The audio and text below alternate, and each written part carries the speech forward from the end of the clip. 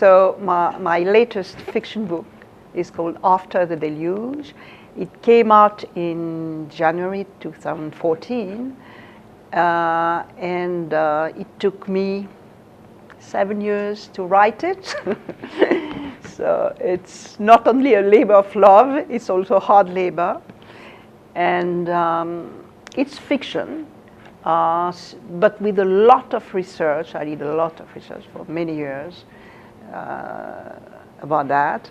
And the main characters, the two main characters are fictional characters. Daniel and Nora, who are artists. He's an architect and Nora is an artist.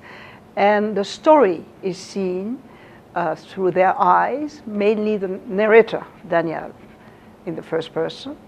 And these characters, at the beginning of the novel, my idea was to do something which had to do with Tibet, non-violence, and that's how my characters stumbled on Nicolas Roerich, the Russian painter who died in 1947 in Kulu, Naga. And at the beginning, the Roerich thread in the story was the link with the Himalayas and the paintings I had seen in various places, first of all in Delhi, then in Varanasi and Allahabad. And of course, I didn't know that behind and besides these paintings, there were other activities of not only Nicolas Roerich, but his whole family, Elena, who died in India in 1954 in Kalimpong, and their two sons, George Roerich, a very eminent scholar, Sanskrit, Tibetan, and who died in Moscow in 1960. He died the youngest of the family, and Svetoslav, who died in Bangalore in 93.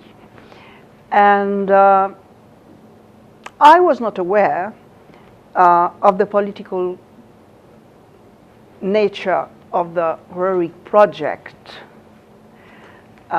which, because it's part of what happened in the 1930s, the Great Game, Central Asia expeditions for, let's say, the exploration, but of course the control and political control of Mongolia, Tibet, of course.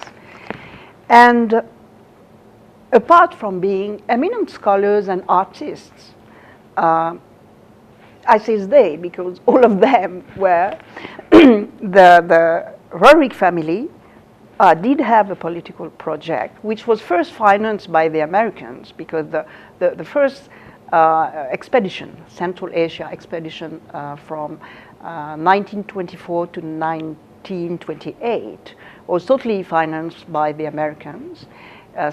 Roosevelt was very close to, Roerich was very close to Roosevelt and to the Secretary of Agriculture, who was to become the Vice President, the latest Vice President of Roosevelt, Henry Wallace.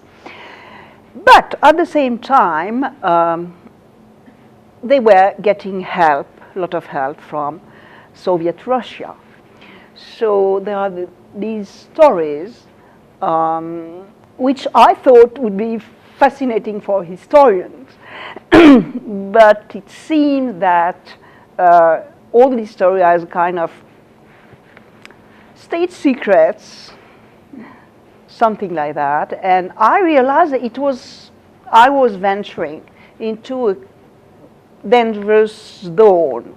I didn't know how dangerous it would be. So it became part of the fiction in the sense that my characters, my fictional characters, are entangled in a kind of espionage story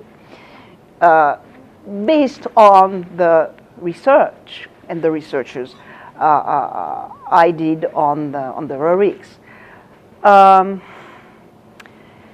There are other characters, by the way, because maybe that's not very clear, but the Roerichs are not characters as such. of the novel. It's not a historical novel where the main characters are historical figures.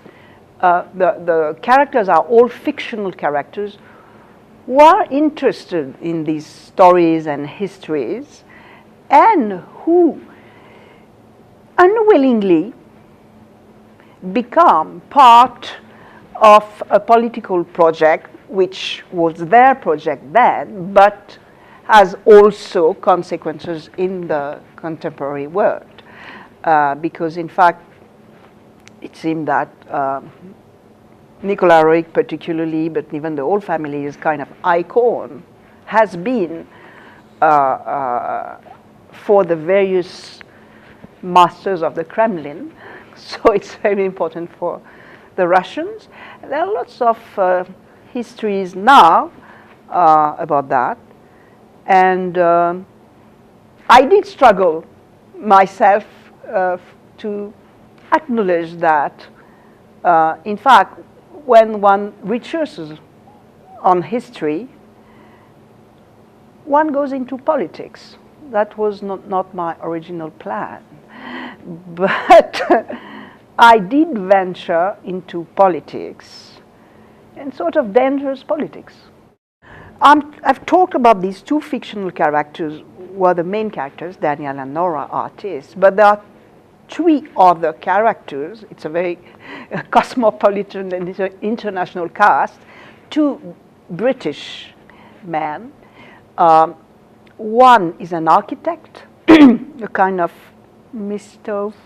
Phyllis for Daniel, a very successful architect, and a second one is a classics professor in Oxford.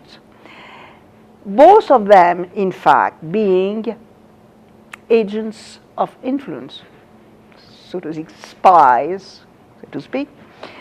And a third character who is also in Oxford, who is my favorite character, who is really very important for my two main characters, is a Russian astrophysicist who's fled Russia, Alex, and who is also in Oxford. And it's through Alex that the characters become passionate about Nicolas Roeg and what they discover of the hidden history and hidden stories and hidden influence then and now of their mystical and political project. And it's not only past history. That's the thing. This I can say. I can't, you know, I could say I went from metaphysics and philosophy to politics. I can't call that a thriller. There is, a subplot which is thriller-like and which I had not envisaged at the beginning. I had not planned for that. Yes, certainly, because it's about espionage, in fact. But my focus, my interest, my original plan, and maybe the way it ends has more to do with trying to understand what Buddhist philosophy is, or Tibet. That was my original plan. It ends in the Spiti Valley. I don't know if you visited. It's a really fascinating place, Tibetan Valley. And so I was sort of hijacked, kidnapped by the Roeg stories. But I did manage to end in Spiti, and the only character who dies is Alex. The others survive, the other characters. I hope the reader will survive too. The characters and myself are interested, as I say, in philosophy, ancient civilizations, like the Roegs were. And the idea of a deluge is a legend, a myth common all over the world to many, many civilizations, including Tibetans. and it connects also with some paintings by Roerich. But the idea, for me, it was in this maze, in this labyrinth, which really would be the image of the book, the idea of something optimistic.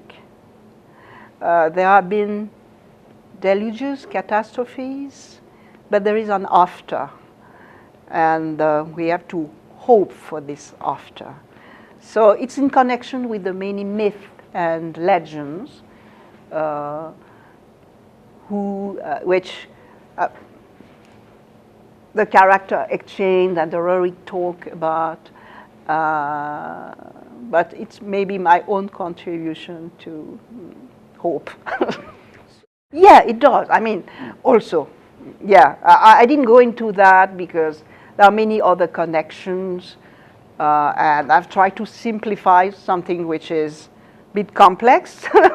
Hope not too complex. Yeah, it does feature in the book, of course, yes.